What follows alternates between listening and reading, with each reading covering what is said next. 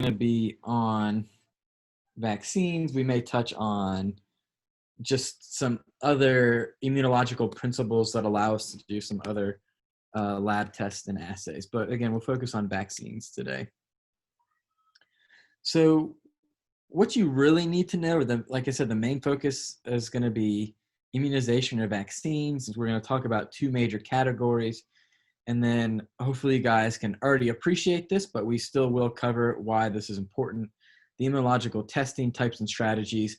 Again, that's utilizing the immune system to do tests and experiments in lab, which we may get to at the end of the lecture. We'll see how I feel about that. All right, so for immunization, right, we really focus heavy on vaccines, but we need to remember that this can happen naturally too, right? So you have natural acquired immunity. So you can see here, education of the adaptive immune system through natural events.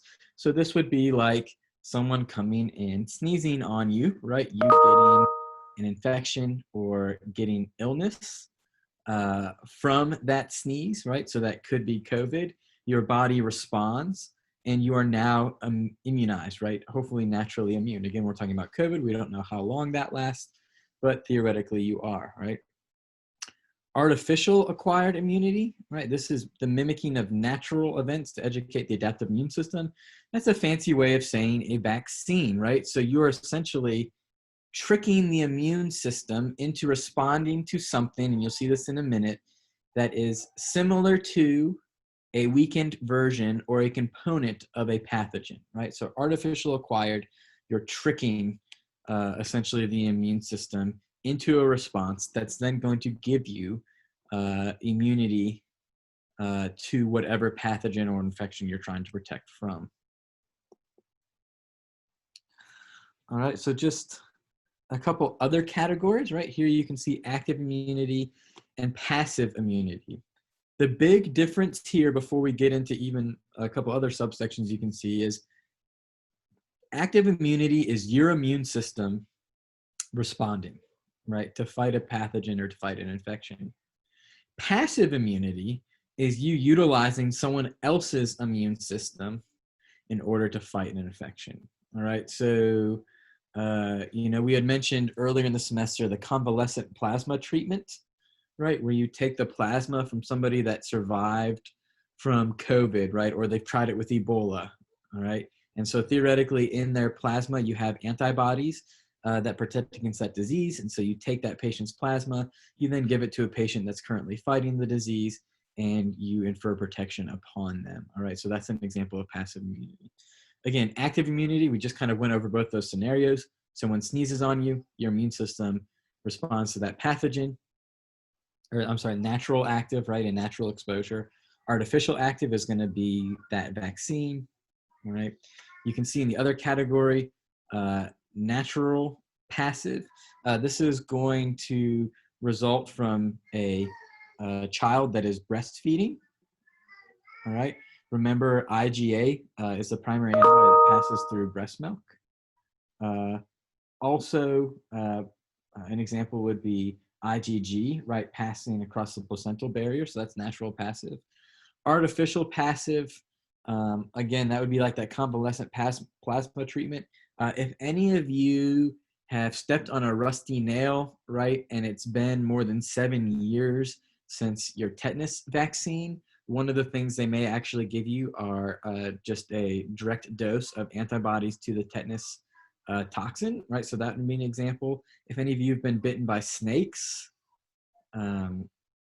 which I don't think you have, but maybe I'm wrong. And by snakes, I mean venomous snakes.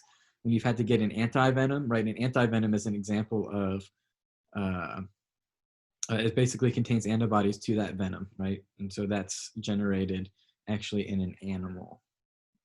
All right, so kind of two major categories, right, with some subcategories. Again, nothing overly complicated here. It is worth your while, though, to look back over it to make sure you don't get these categories mixed up. All right. We may, depending on how we're doing, we'll probably skip the videos today, and maybe when I'm back in class, we can watch a couple of these. videos. They are pretty interesting, and I know one of them is a Jimmy Kimmel clip, so there's a little bit of comedy attached to this subject.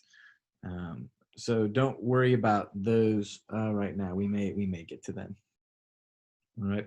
So when we talk about active immunity, right? Again, the one of the big things, and I forgot to mention this, if you go back to the last slide, is right, active versus passive, right? So active, right, is inferring immunologic memory, right? You have protection months, years, maybe even decades later to that pathogen. Passive immunity, as long as those antibodies from that donor, whatever they may be, are present, you're immune. As soon as those antibodies are gone, you no longer have protection from that disease, all right? And so when we talk about vaccines, right, we're interested in inducing that immunologic memory and then providing protection for a large group of the population.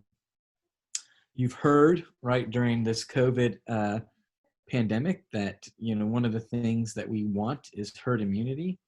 And so herd immunity is simply saying that a critical level of the population is immune, all right? And it does two things.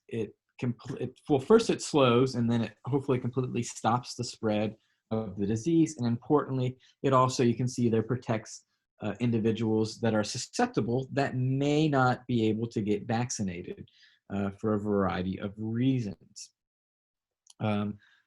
This idea of herd immunity can be calculated with a relatively simple equation. And so it's just 1 minus 1 divided by R naught. And that R naught, right, is the number of individuals that are infected on average by a person that has the disease you're interested in studying, all right? So for example, COVID on average is infecting, all right, or one person with COVID on average infects about 2.5 individuals, right? So then what would the magic number for herd immunity be?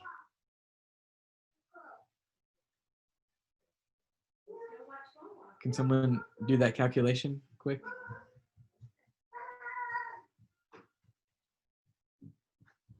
Anyone?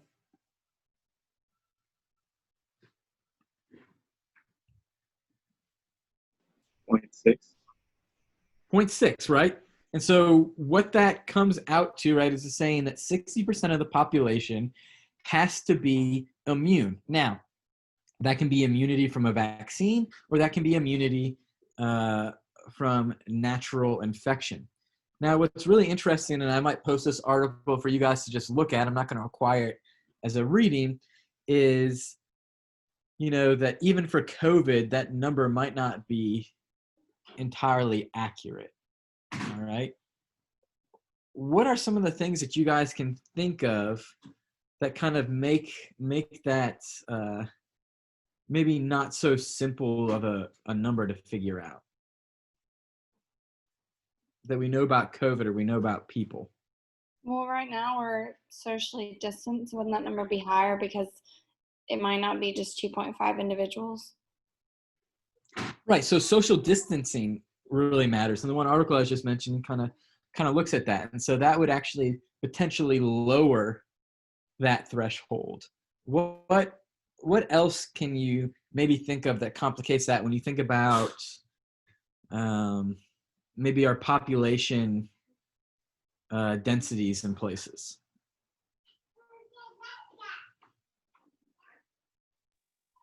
Maybe areas that are more packed together, or people are living closer together than like the average residents or something. Perfect, Lauren. Right. So, you know, the number, right, might look a little different in New York City compared to, I don't know. I think I've talked to a number of you. I could probably assume that there's a few of you in class, I can't remember exactly, that are from a town with one stoplight, right? And there's nothing wrong with towns with one stoplight, but a lower population density is probably going to have an effect on, right, the spread of the disease, just like a higher population density will. And so, again, it's an average estimate. It's not the most accurate way to just look at it because there's so many other factors that come into play. Now, truth be told, with COVID, right, we have that 60% mark, but there's been a number of papers that have come out that say that number could actually be closer to 40% is what's actually needed. So a little bit lower than the number that we get from our calculation. And if you look at major metropolitan areas like New York City that were hit hard, right, there's some speculation that they might be, kind of getting closer to that magic number of herd immunity, right? And so, again, that'll take us a little bit of time to figure out, but that's the general gist of it. Oh, go ahead. So, like in a lower density population, is it harder to utilize herd immunity because people that are vaccinated against something aren't protecting those that are not vaccinated as much versus like a more dense? Yeah, so that's a really good point. So that could go. So that's kind of bringing a couple different factors into play, which is it's a really good question, right? So if we're talking about like the absence of a vaccine, right? Like let's say we're talking about natural infection right now, potentially. Well, then the magic number for herd immunity should theoretically be lower in a place that has a lower population density because there's just probably not as many people coming in contact with one another. Now, to your point, though, you're correct. If for whatever reason, everybody in that area of low population density decides to not get vaccinated, then yeah, that's going to cause their number to fluctuate.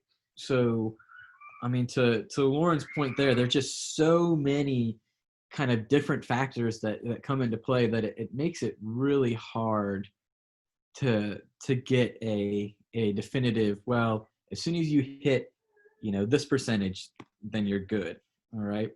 And one of the things that if you look under this unit on the Moodle page, there's actually a video, a TED Talk about vaccines that I want you guys to watch at some point between now and your exam. There's a couple of questions that's prompted in there, but it focuses on measles.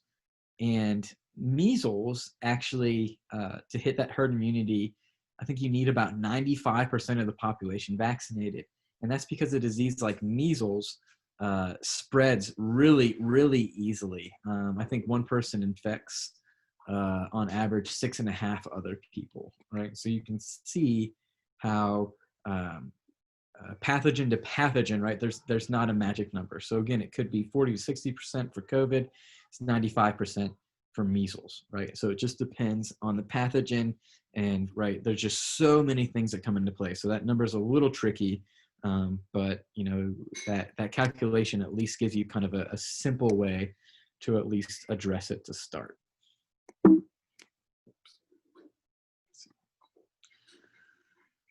So one of the things I want to talk about kind of briefly, but it's really important, is this idea of vaccine development.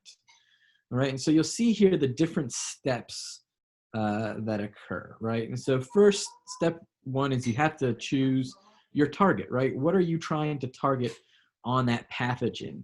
We'll mention it here, or you'll see maybe in a little bit that one of the big things that's being targeted on the COVID-19 virus, right, SARS-CoV-2, is one of the spike proteins that helps it attach to receptors on host cells, right? And so again, there's even vaccines that could target different parts of that spike, right? It just depends what you want to go after, right? So the first step in a perfect world would be animal trials, right? Here you're testing safety and the immune response. And so the idea is, well, if it's safe in rats or mice and it induces an immune response, then it's okay to go forward in humans. Some vaccines that we're working on for COVID right now are skipping this, right? And we're kind of condensing some of these steps or combining or just skipping some of these phases altogether in order to get this vaccine out, right? Next is phase 1. Here you choose a small number of people, somewhere between 20 and 100 typically. In this case, you're not really looking even for the ability of the vaccine to protect. You're actually looking at hopefully its inability to have a major side effect on the patients, right? You don't want to mass produce and distribute a vaccine that ends up potentially killing people, right? Because it induces such a strong effect. So here you kind of start small, you then go to phase 2, human trials. In this case, you start to test a larger group and determine if the vaccine can protect. You see here the couple steps that I have underlined. These are steps that can be skipped or modified. And so what we're seeing for some of the COVID vaccines, we're actually seeing, for instance, like a combination of phase 1, phase 2. So you're doing those toxic side effect studies while also looking for the ability of it to protect. All right. Phase 3, right? This is where you start to test hundreds of people to potentially thousands of people to determine the ability to protect and confirm that it's safe. You'll see here in just a second, I'll show you something where a company called Moderna is currently in phase 3, and I think they have 30,000 people that they're testing it on. All right. Even after you test it on these folks, you then take it to a regulatory board or body that looks at all of the information about that vaccine and about the people that were taking it to determine if it can be used by the public, right? You then go to mass production, which again sounds kind of simple, but when you're talking about producing potentially, like we talk about COVID, hundreds of millions of doses, this takes a lot of time because the regulations that are required to produce these things are really strict. You don't want to skip a step and then potentially accidentally give someone a live version of the virus when it was supposed to be dead, as an example, right? That could be bad. And then public access, right? So here's where it also gets interesting, right? Governing bodies determine who has access first. And so this idea of, okay, so let's say a COVID vaccine's ready in January, which would be awesome, right? Well, more than likely, it's not going to be available for everybody. They're going to have to decide who gets it first and then kind of roll it out from there. All right. So this is a very intensive process, and a failure at any one of these steps can either just completely negate anything that's been done or cause researchers to have to go back and modify the current vaccine that they're trying to implement or put out there. How do they know that there aren't going to be like long-term effects that they just don't know about in the time that it takes them to get through those trials? Lauren Cashwell, that is an awesome question. And that is one of my major concerns, right? It's a risk. It's a risk they're taking. I mean, it really is, right? You don't know. I'll show you here in just a second, but I'll kind of ruin it. So the average time to go through that process, and I believe this was data that was collected from like 2013 to 2018. I think those were the dates. I could be off on the dates, but it was 11.7 years from start to finish for that process. So to your point, theoretically in that time, right, you have a decent window to see, oh man, look, 5 years out, these patients had these issues. That's not going to be the case with these vaccines. Now we're not going to get into it too much here, but if you watch that video, right, they talk about some components of what goes into a vaccine. And so we feel like we have a pretty good understanding and handle on those, but it's an incredible point that I think is getting somewhat overlooked, right? This is going through, this vaccine process is going through so quickly, we just don't know, right? So there definitely is a risk, right? And that's what you're gonna have to decide, all of you, when this vaccine comes out, is it worth the risk? Right, because we don't know what potential long-term effects might be. All right, and so we can talk about that a little bit more in just a bit. And but let's talk about the basic principles of kind of what a vaccine is. Right, so your first option here is attenuated, right? And so in this case, you have viable microbes, right, that have reduced pathogenicity. And so this is a live pathogen. This could be a live virus. This could be a live bacteria. All right, but again, reduced pathogenicity. So it doesn't have the same ability that a wild type version of the pathogen has to cause infection. We'll talk about how you can do that in just a second. Inactivated, you're taking a live microbe that you've killed. And again, there's a variety of ways that you can kill them. The most common ways are you basically heat them up until it destroys them, or you treat them with a chemical called formaldehyde, which is a fixative agent, which basically causes its proteins to kind of freeze up and not be able to function. All right. Another important principle of immunization or vaccines is that often these are administered together, right? So if you've had your measles, mumps, and rubella vaccine, which I assume most of you have, right, that's vaccinating against all those pathogens at once. Sorry, if you've had your DTaP, Hib, IPV, this is against tetanus, diphtheria, and pertussis toxin, right? So you get these in combination. The polio vaccine actually vaccinates for 3 versions of the polio virus. And the streptococcus pneumonia, there are a lot of different variations of that bacteria that cause disease. And so we include those different variations in one vaccine to try to protect the patient. Okay. So let's talk about attenuated, right? Again, it's a weakened pathogen, so it shouldn't cause disease, but in some cases, it actually can replicate in the host.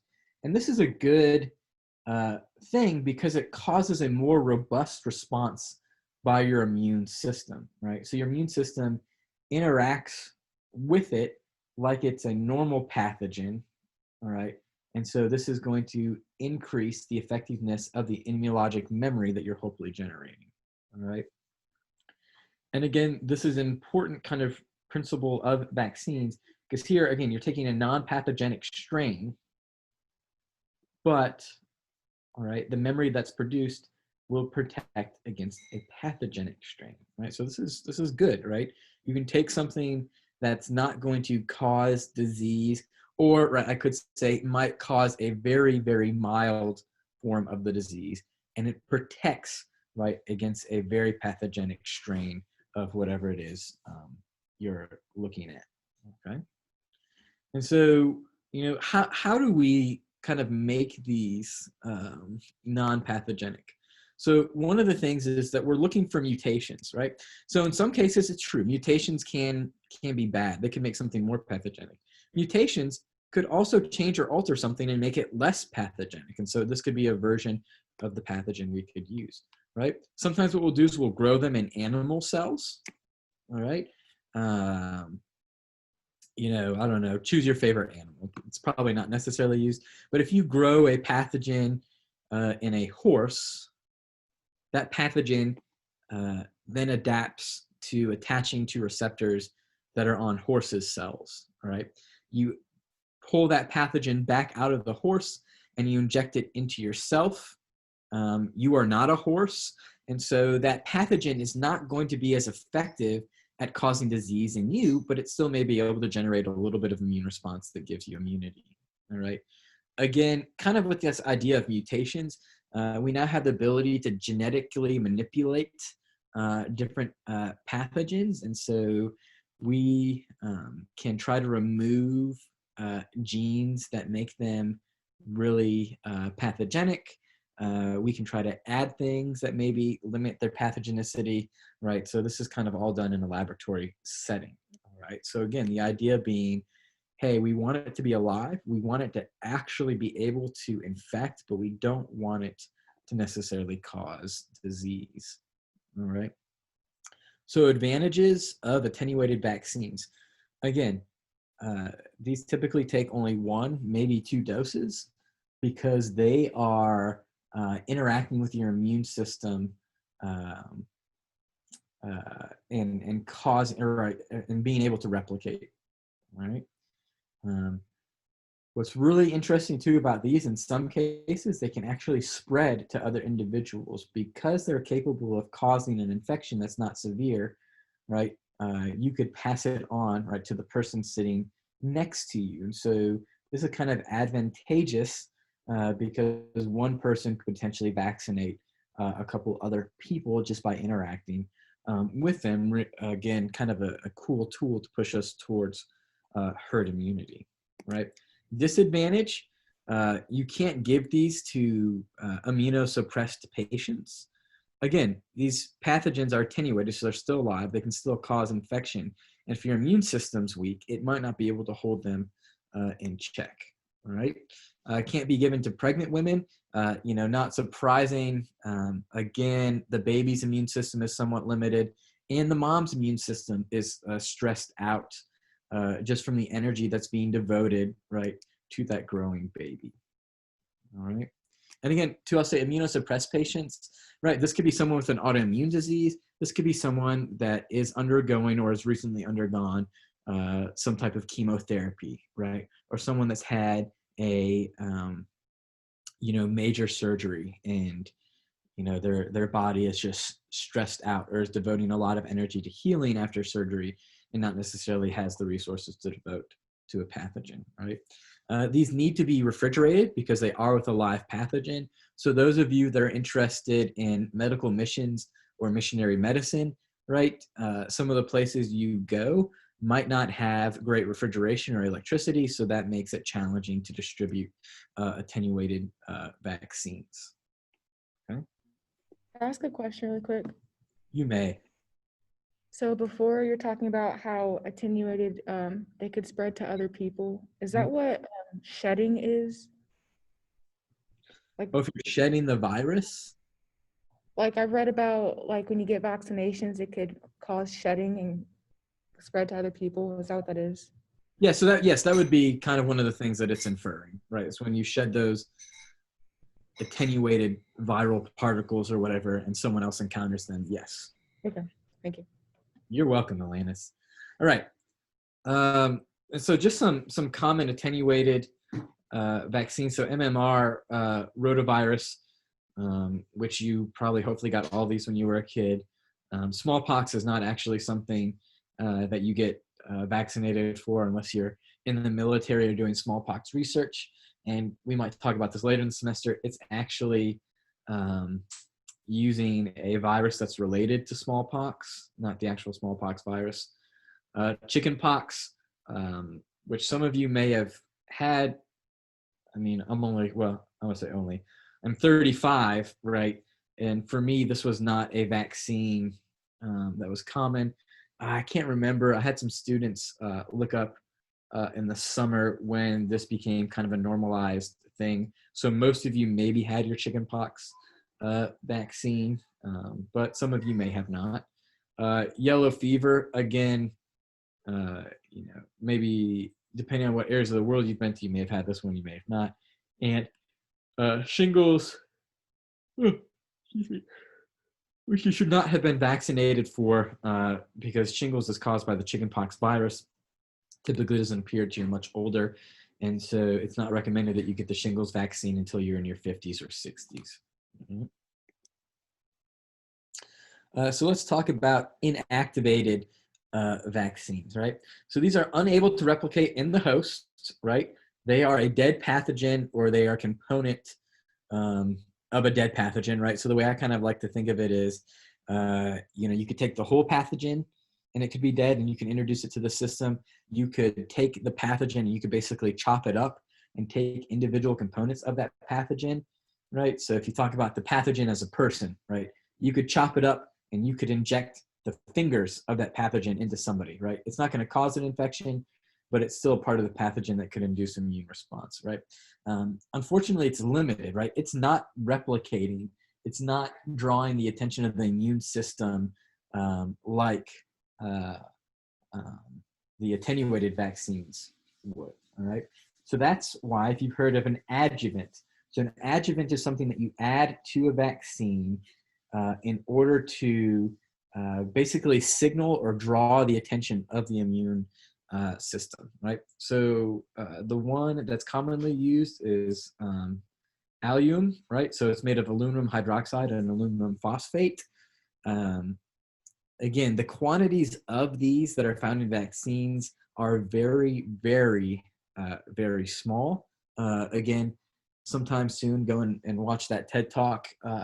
You'll see that there is more aluminum hydroxide and aluminum phosphate in Tums, if you take a tablet of Tums compared to what's in a vaccine, all right? And this is just a one-time, well, I don't want to say a one-time dose. You'll see here in just a second that sometimes these require boosters.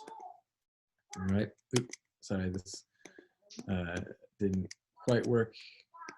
Yep, there we go. So just some different versions, right? So I told you inactivated whole agent, right? So that's the whole pathogen. So in this case, we see this with a lot of times the influenza vaccine, the Salk polio vaccine. Again, there's a couple different versions of the polio vaccine, and the rabies vaccine, which hopefully none of you have had, but your pets have had, right? So the whole virus, but is no longer living, right?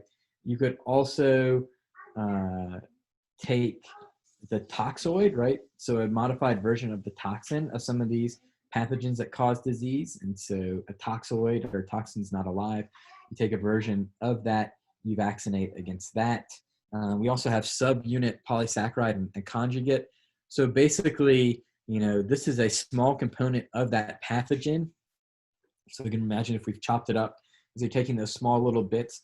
Sometimes what we do is we can add things to them, like you can add a sugar to them, or you can add other molecules to them, right? So polysaccharide conjugate, in order to elicit a stronger immune response, right? So you're adding little pieces to them to try to get the attention of the immune system, all right? We then also have kind of a cool one. It's called a virus-like particle, and basically you're building your own virus, but what you might do is it's just the shell of the virus. It doesn't contain any of the infective agent, and so that virus goes and attaches to a cell like it normally would, and the body responds to that to provide protection. Okay, so kind of a lot of variations on the inactivated vaccines. All right, so advantages, right? These can't cause infection, which is good. And so this is something that an immunocompromised patient could get. If we're talking about influenza, right? Most of the influenza vaccines, I think I mentioned this in class before, I can't remember if I did, are inactivated. And so you can give those to the elderly. You don't want to give them an attenuated influenza vaccine. Because they're not alive, they might not need to be refrigerated. So if you're talking about, again, medical missions, medicine, then these are vaccines that could go to places that don't have consistent electricity or refrigeration. All right. Disadvantages is the immune response that they generate is weaker. So that leads to this point, right?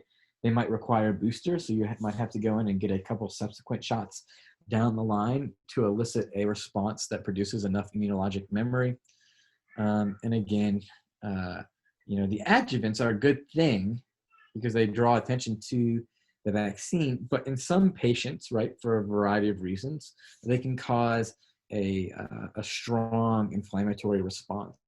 And so most of you, if you've had a reaction, to a vaccine, like a lot of pain and maybe even like a slight fever, that's usually not the actual pathogen or any component of the pathogen that you're responding to. It's actually responding to the adjuvant that has been included with the vaccine to induce a strong immune response. Excuse me. All right, so I'm not gonna, go through all of this list, but these are some vaccines that you guys may have gotten against certain bacterial diseases, and it just kind of tells you, right? Oh, is it a subunit? Is it a toxoid? Is it a conjugate? So that's for you to just kind of to take a look at, because it can be pretty interesting. So this is against bacterial diseases. Here you see a bunch of viral diseases. And so Hep A and Hep B, which maybe even vaccinated for influenza, which that vaccine will be out soon. Measles, mumps, right? And you can see here, some of these are inactivated, some of these are attenuated, right? There's just a lot of different variations and versions here, all right? Again, we won't spend a lot of time on those individually, all right? This is an interesting diagram because it shows you basically the positive effect that immunization has had in the United States on these diseases that I have listed here. Now, what we've seen though is like diphtheria and pertussis, measles, mumps, and rubella. We actually had the highest levels of those diseases that we've had since the 1950s because of the anti-vaccination movement, which has caused people, for a variety of reasons, to feel that they don't need to get vaccinated because they think other people are doing it, or they just, for whatever reason, are opposed. And so now we've started to see some of these kind of diseases that we thought we had under control making a little bit of a comeback. All right, so let's talk briefly about the COVID-19 vaccine, right? So this is a quote from an epidemiologist at the University of Edinburgh who says, "I don't think waiting for a vaccine should be dignified with the word strategy. Not strategy, it's a hope." I don't know about you guys, but especially early on, at least the first part of the pandemic, you know, everybody was like, well, life will be normal when the vaccine comes out. Okay, well, maybe-ish, right? We don't know when the vaccine's going to come out. To Lauren's point earlier, we don't know some of the lasting effects of the long-lasting effects or long-term effects of the vaccine. And so are we going to see a bunch of people get it, not get it? We just don't know. I want to show you something quick to share this with you. Let's see. Okay, so this is one of the links. Hold on a second, sorry. That I have for you guys. And so this is a really cool little feature of the New York Times. And so it's a corona vaccine tracker. And so here you can see the different vaccines and what phases they're in. Here you can see there's some that are actually being used. I think at least 2, maybe all 3 of these are being used in China. And so, again, they've skipped a bunch of safety steps and regulations. But if you just kind of scroll through this, again, it talks about the vaccine testing process that we just went over. And then it has different versions of the vaccines. It tells you who's making them and what phases they're in. So here's the one vaccine that I mentioned, Moderna, which is in phase 3, right? 30,000 people. The government has already given them a lot of money with the idea being when something comes out, we have first access to it. Here you can see I mentioned, right, combined phases. And so you're taking phases and combining them together in order to speed up the process. The problem is here, again, back to Lauren's point, right? You might be missing some of the potentially negative side effects. And so there's just different variations, right? So those are genetic vaccines. Here are viral vector vaccines. So I'll send this link to you sometime soon if you want to go through and look at some of these different vaccines that are out there that may be available in the not so distant future. All right, so I'm going to go back to the PowerPoint here, but I want you to know that's out there, and I'll post that so you guys can have access to that if you want to take a little bit of a closer look. All right. So, I think those numbers even higher now. When we say vaccines under development, right, that means it could be preclinical, right? It's still in that first phase where they have a target. Vaccines started being tested in humans and animals as early as March. That development actually started taking place for those vaccines as early as January, as soon as we kind of started to realize, or some people started to realize, I'm not saying everybody, started to realize that this infection might not be going away. The S protein, which is the spike protein that allows the virus to attach to its targets, is the most common vaccine target that's under development. All right. And so again, here, these are just some of these different vaccines: nucleic acid, viral vector, protein based. Hey, baby girl, are you ready to go to school with mama? Is that my water? Yeah. Yeah, water. So again, the goal. Did she? Okay. So the goal is to have these vaccines or some vaccine available in 12 to 18 months, right? And so if you think about when we first noticed the virus, right, really kind of started to notice it, was in January. And so, you know, this January, a couple months away, will be kind of that 12-month mark. So we'll see if something comes out. Okay, so this is what I was mentioning, right? This 2013 study that looked at 1998 to 2009, saying that vaccine took an average of basically 11 years. Now, one of the things that's changed, right, is that the medical technology or scientific research technology has improved, you know, drastically over the years. So it's entirely possible to cut that number down. But, you know, this would be an astronomical cut down in time. The previous record from laboratory development to implementation was an Ebola vaccine that took about 5 years, right? So again, even if we would cut that in half, right, we're still looking at a couple of years. So who knows? And so not surprising maybe to some of you, right? This is from Maria Bodazai Batsi. I'm sorry, I don't know how to pronounce that, but she's a researcher at Baylor University in their College of Medicine, right? And she's deemed, right, that this kind of vaccine schedule is unrealistic. We'll see, right? Part of me hopes she's wrong. You know, I'd like a vaccine out there, but I also would like a vaccine that's been tested well. All right. Only 6% of the vaccines that reach clinical trials. Only 6% of vaccines reach clinical trials. Of those 6%, only 33% will ever actually reach the market, right? So if you're talking about, again, if you look at that 90%, those 90 vaccines that are being developed, and again, that number is a little higher now. Only 6% of them make it to clinical trials. Only 33% of that 6%, right, may actually be used at some point down the road. Okay.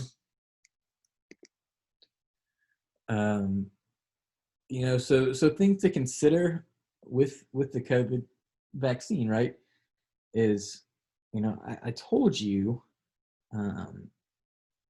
even if we get a vaccine that works, right, we have to produce it. Now, the thing that's really interesting is some companies have actually taken a gamble and already have all of their doses of the vaccine produced. They're just waiting to see if it's safe or effective, right? And so that's going to be fascinating to watch to see if that actually works out, all right? In some cases, though, we don't have those ready. And so, right, you have to scale up to make hundreds of millions of doses, right? And you see that the governments have committed money to manufacturing. And so now there's a government tie. There was some, I don't know if it was a week, 2 weeks ago, you know, Trump pulled the US out of some vaccine development program with the World Health Organization because he thought that it was China-centric. And I'm not trying to draw politics into here, but there is politics involved, right? People are trying to get ahead of the line. And so, you know, what does that look like? You can see here the Gates, for Bill Gates Foundation has contributed a lot of money to developing the infrastructure that's needed to develop these vaccines. They've chosen 7 that they think are maybe viable. Again, even if one of those works, they still lose billions of dollars in this process. Again, not that we should feel bad necessarily for someone like him losing billions, but it still is a big investment Right. And again, back to Lauren's point earlier, this is going so quickly. We don't know the side effects, and importantly too, we don't know how long it'll be protective. Maybe it's only 2 months. Maybe it's 2 years. We just don't know, and that's going to determine potentially also how many doses we're making. If it only lasts for 2 months, then you're going to be producing 100 million doses 2 months later, right? We just don't know. There's a lot that's going into this, right? And I'm going to end it here because we only have about a couple minutes left. Hopefully on Wednesday I'll be back in and able to stand and walk for long periods of time. If not, we'll go with this format again. But like I said, I hope that's not the case. And we'll talk about the HPV vaccine, which is kind of interesting for an ethical debate. And then we'll maybe watch some of those videos and just talk a little bit about the anti-vaccination movement. Okay? All right, guys. Thank you for being flexible and working with me. And I hope to see you guys in person on Wednesday. But if we have to do this again, we'll do this again. All right? Have a great rest of your day. I'll try to be answering emails today, so just kind of be patient with me. I'll try to be checking them down and running through them. All right?